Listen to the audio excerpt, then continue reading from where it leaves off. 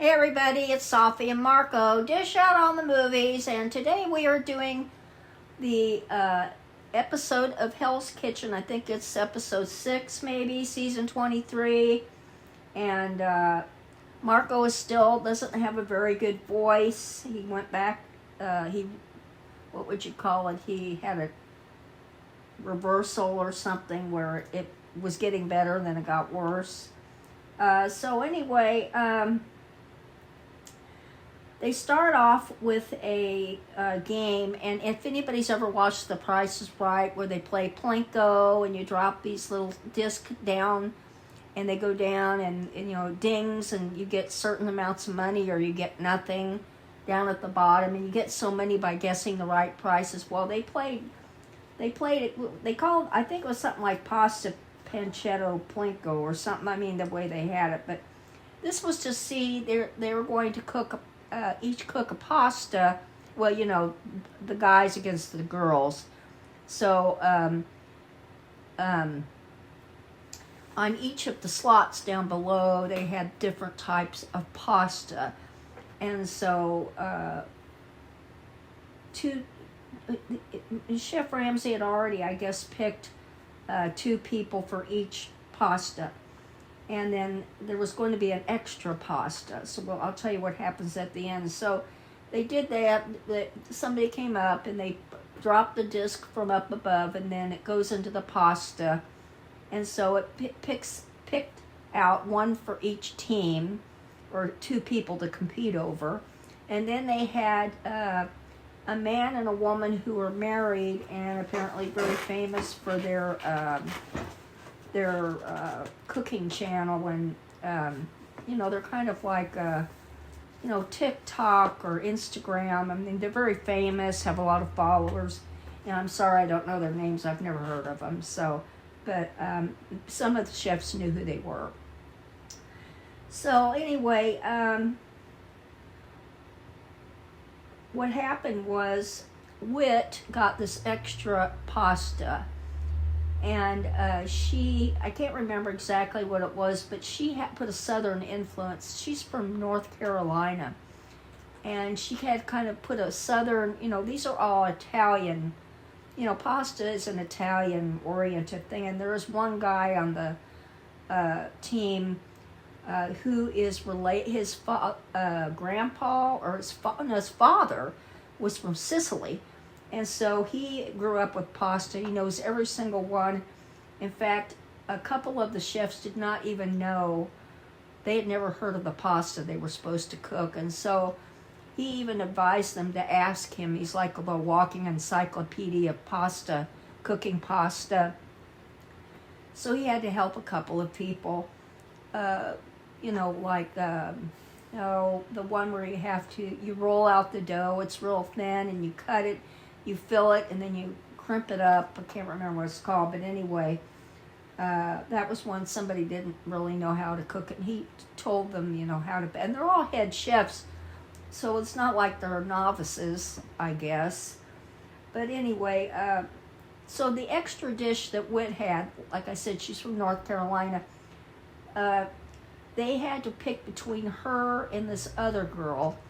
This other girl used a heavy pasta with lobster, and it was too heavy, and and what happened was they said, well, we won't choose Whit's to be judge, we'll choose this other girl, the one who had the lobster.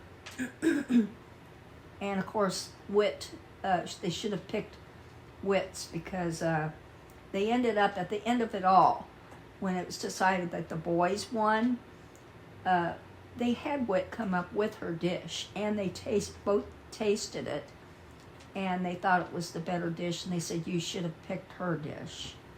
So that's interesting. So anyway, on the men's team, there's a young man, and his grandma, he talked about her, the day that he was chosen to be on the show, she had passed away, and she had helped raise him, and he was very, very upset that he could not go to her funeral. And so he would do in her, he said she worked 16 hours a day. And cooking, I think that's what he said. And so actually that whole evening after that, he stood out and did a really good job. So these are my comments, but this is what Marco says. They play pasta pancetto to get their pasta types. The girls' team leaves Witt's dish off the challenge. She is mad. And like I said, it was a good one. They made a mistake. The guy who isn't able to attend his grandma's funeral gets points for his team. And he did. He did a good job the entire night. All these pasta dishes look good. Unfortunately, Egypt doesn't get the point with his dish this week. But it's not a problem. They didn't make that into some big problem. He got upset. I changed my mind. There's a really gross pasta dish with spinach in it. This is gross, but looks like a plant person's diarrhea salad. Kyle redeems himself after last week and gets some points for his dish. I have to take a drink. We've had a change of weather. It's really affected me.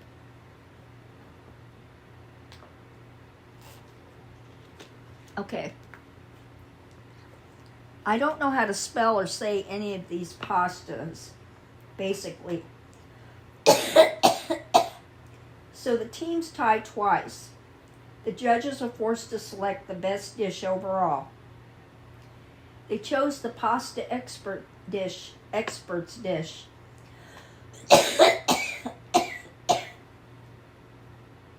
On the men's team, unsurprisingly, that's the guy whose father is from Sicily. Whit is seething because she thinks her dish could have helped the women's team win. Even Egypt says her dish looked good. That's pretty bad. I am thankful the men's team won again. They get to go go-kart racing, which is suspicious. It reminds me of last year, where sometimes the men's team would win a challenge and get a men-oriented prize and vice versa. Could this be rigged for them to win? The women's team has to grate cheese and make fresh pasta as a punishment. And personally, I think the go-kart thing was weird because I don't know what Marco said, because like I said, I haven't watched this show for years because of the smoking, which actually this time around, watching this one, I haven't noticed anybody smoking, so I don't know what that means. But what it reminded me of, it didn't remind me of go-kart racing, it reminded me of bumper cars. Because people were running into the sides of the track, and and Chef Ramsay was racing with them, and he was passing them. He was kind of like pushing into them and running into them.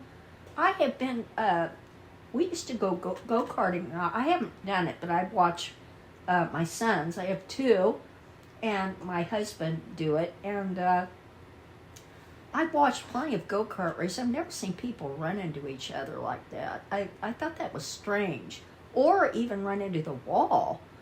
I don't know. To me, that reminded me of, like I said, bumper cars. And I thought that was odd. Anyway. I'm sorry. I'm going to have to take another drink.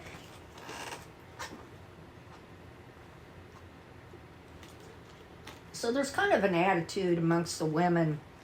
That one woman whose pasta wasn't picked and may have won the challenge is kind of in a bad way. And they're just, you can just feel it. There's a negative mood amongst them. Okay. All right. Marco wanted to say, too, that Kyle said, I am gay. This is not fair. And he's talking about go-karting because he's just putting along, which that's what people would usually do when they're go-karting when we would watch it. I don't know. They should play the quote when he eventually gets eliminated. Right off the bat, lobster is undercooked on the men's team. The women's team is being quiet too, except for Wit. She also cooks perfect lobster. I guess last week was Egypt's redemption, and this week is Wit's redemption. The men's team has still not cooked their first table's dish. Trash. And that was really weird. The women had, they had gotten through everything, and then, but then they got to the regular dishes, the main dishes, after they'd done the appetizers, and that's when everything went up in flames. But I thought that was strange too. They just couldn't. It was like they were trying to start the car and they kept flooding the car or something. I don't know. The women's team sent up right away. Now here's what I said when they got to the entrees. The women's team went down, started going down, and almost like crashed. The women's team sent up extra entrees, and this is, I mean, I've never seen that before. This is a PTSD flashback to Raj cooking too many side dishes. The men's team finally puts out their first table's appetizers, as the women's team has already been doing entrees, like I said. Chef Gordon kicks the women's team out of the kitchen. LOL. Everyone in the dining room is filming him yell at them. Now, I had never seen that before either. And they had all these people had their phones up in the air, and they were filming that all. And they had said too, at the beginning, there were a lot of food influencers in the crowd. So I imagine those were the food influencers who have like a YouTube channel or Instagram or TikTok, whatever. And the thing is, before he kicked the women's team out, they had done fish. What is it? They were on their third time, and they had 2 people at that station. Now this isn't counting anybody else in the whole team, just these 2 women. And the one woman, Magali Sahali or whatever, she either undercooked, overcooked, and I don't know what the last one was, but and then the other woman who was with her, now these are all head chefs, they're not naive. She just didn't say anything. She kept her mouth shut. And so, I'll say what was really weird. So they all get kicked out. And I just thought, why? Why? And anyway, so they did. They all got kicked out, and he said, while the men finished up, the women had to go back to the dorms, and they had to pick out 2 people to be nominated, okay? All right. So anyway, I'll just keep saying what Marco has. Anthony is continuing to exceed expectations with his cooking. Megan is upset she could get voted out for not communicating. This is the one I'm talking about. This was the chef with the Sahali girl. She thinks because, quote, she's a better chef, end quote, she can stay. That's weird. She leaves, has a tantrum, and comes back. Okay, now, what he's talking about is after everything was done, the men did great. They did perfectly all the way from that mistake at the beginning, and they went on track. They did fine. They finished up their service, and the people in the audience, they loved their food. They showed them several times, and different people saying how good it was, okay? So anyway, when it was all said and done, the women, I said they had to go back to the dorms, pick 2 people, and who do they pick? 2 people, I don't know, I guess not Megan, Megan and somebody else, and I'm like, what the hell, why are they picking these people? The one who should be picked, for at least as one of the 2, because he tells them to pick 2, is the girl who cooked the fish wrong 3 times in a row. I don't get it. I mean, it was obvious there was nobody else on the team unless the other woman with her. She could have been faulted for not saying anything. But the other woman, I mean, she is a head chef and she couldn't cook fish at least 1 out of the 3, at least the third time's a charm thing? No. She cooked fish wrong 3 times in a row. That's asinine. Sorry. And they didn't nominate her. So guess what he did? The 2 women that they picked, he sent them back to the group and said, "You're fine. I want Sahali girl to come here." And apparently in previous episodes, which I've only watched the latest, the previous one, she's made a lot of mistakes. And he knew she'd done the wrong thing. He knew she was the one who didn't cook the fish right. So he picked her, Chef Ramsay, and he sent her home.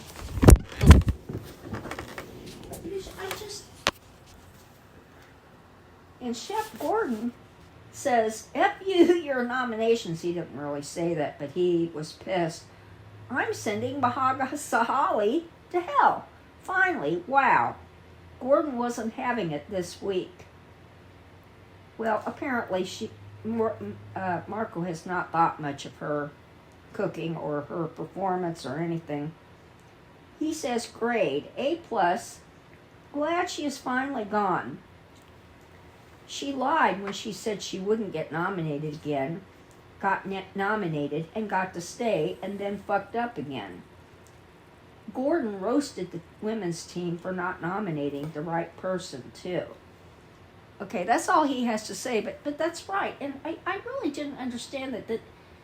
See, since I haven't watched 4 of the 6 episodes, maybe she was like favorite, but that's asinine because she's the one that got the whole team into trouble, and I would think they would be mad at her for that, and they would have put her up for a nomination. So I thought that was odd.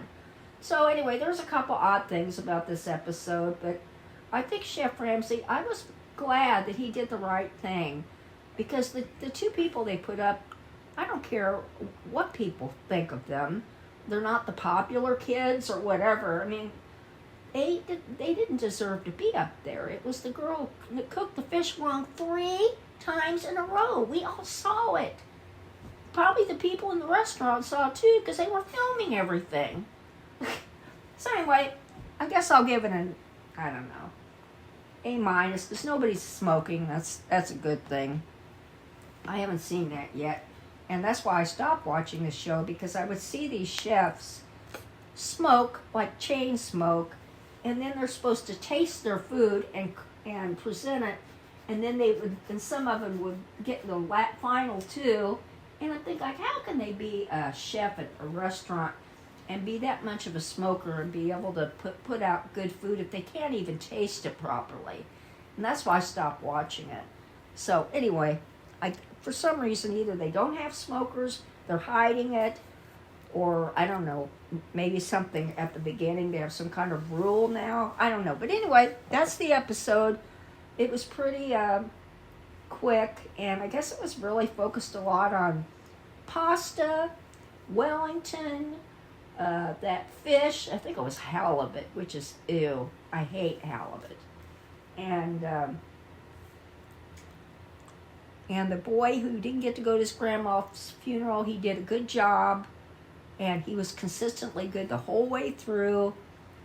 And the guy who is from an Italian background, he also added a lot because he is very knowledgeable about Italian food. So that's it.